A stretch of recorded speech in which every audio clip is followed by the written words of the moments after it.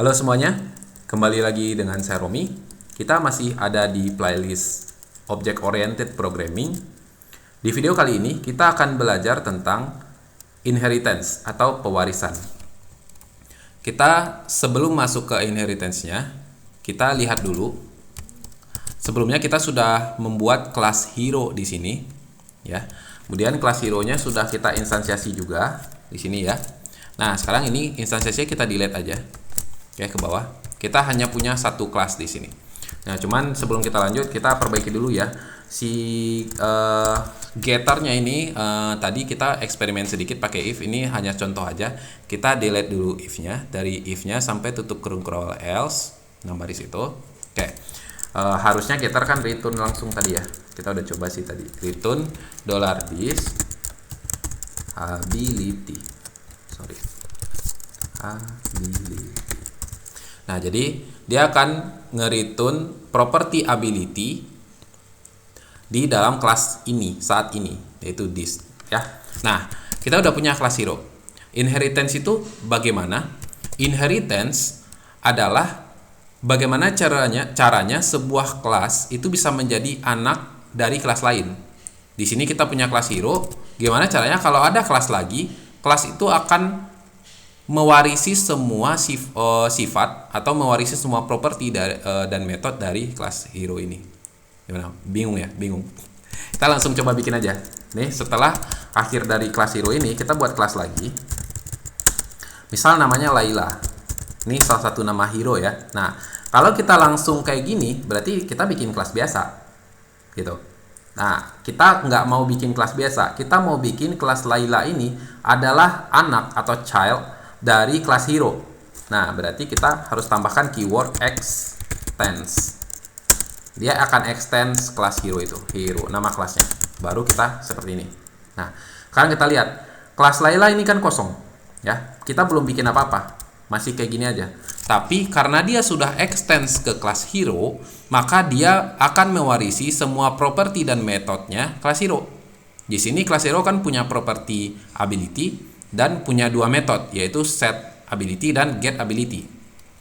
Ya, walaupun kelas Laila kosong, dia nggak punya property ability dan metode set ability dan get ability, tapi sekarang bisa kayak gini nih. Kita buat misalkan instansiasinya $Laila, yaitu new nama kelasnya.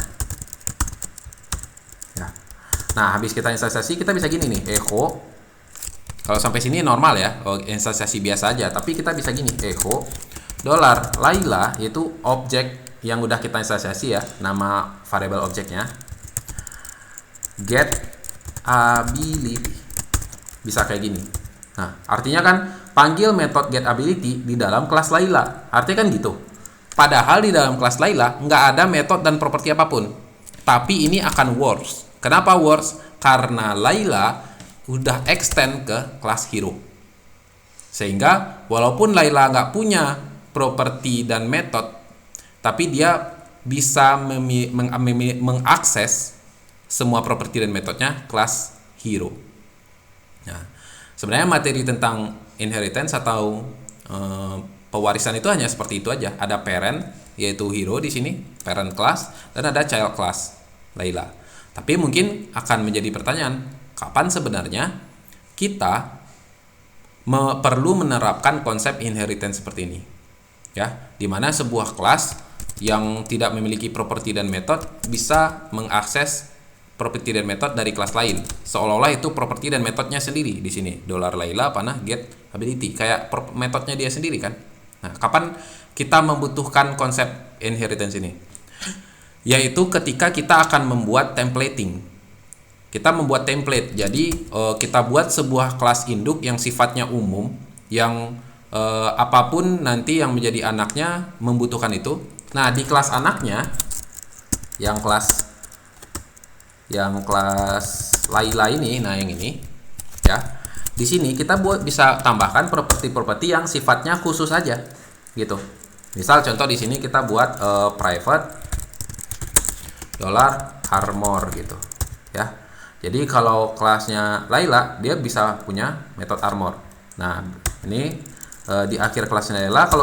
Kalau kita bikin hero yang lain, misal kelas Batman misalkan, ya, dan dia extend juga, Batman-nya sorry,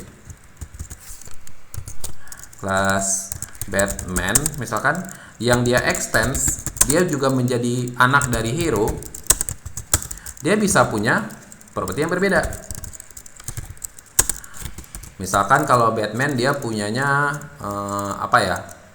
equipment misalkan gitu ya. Jadi satu hero, seorang hero bisa memiliki properti dan metode yang umum yaitu ability, dan juga bisa memiliki properti dan metode khusus yang hanya untuk dirinya sendiri, ya. Dan sehingga kalau misalkan kita di sini di paling bawah ini echo-nya itu adalah get ability, itu bisa. Kita juga bisa echo misalkan $Layla di sini armor, ya kan? Gitu. Nah, kalau kita buat baru misalkan Batman di sini yang dia instansiasi dari kelas Batman yang barusan kita bikin.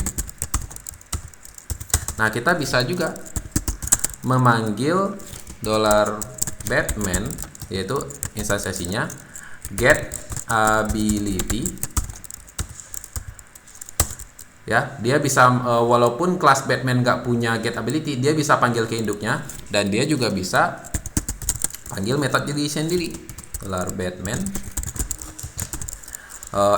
equipment misalkan kayak gitu, ya. Jadi disitulah kita membutuhkan inheritance itu untuk membuat templating. Ketika satu objek itu akan diinstansiasi banyak gitu, berulang-ulang, tapi setiap instansiasinya itu punya keunikan, maka kita bisa buat hal-hal umumnya di kelas induk dan hal-hal khususnya ada di kelas anaknya, gitu ya. Dalam hal ini adalah ability itu umum, ya, dipakai di semua hero, maka kita bisa pasang di induk aja agar kita tidak perlu membuat ability di setiap kelas hero. Nah, baru kelas anaknya itu, childnya, yakni Layla dan Batman, nah itu extend ke kelas hero agar dia bisa dapat properti itu, tapi dia juga bisa punya propertinya sendiri, ya, gitu ya. Nah, jadi lebih kurang gitu tentang inheritance, ya, atau pewarisan, tentang kelas parent dan kelas child, kelas anak, ya. Sebagai kesimpulan, sebuah kelas itu bisa menjadi anak dari kelas lain dengan menggunakan keyword extends, ya. Nah, ketika dia sudah menggunakan keyword extend, dia bisa mewarisi semua properti dan metode dari kelas induknya, yaitu kelas apa yang ditulis setelah keyword extend di sini.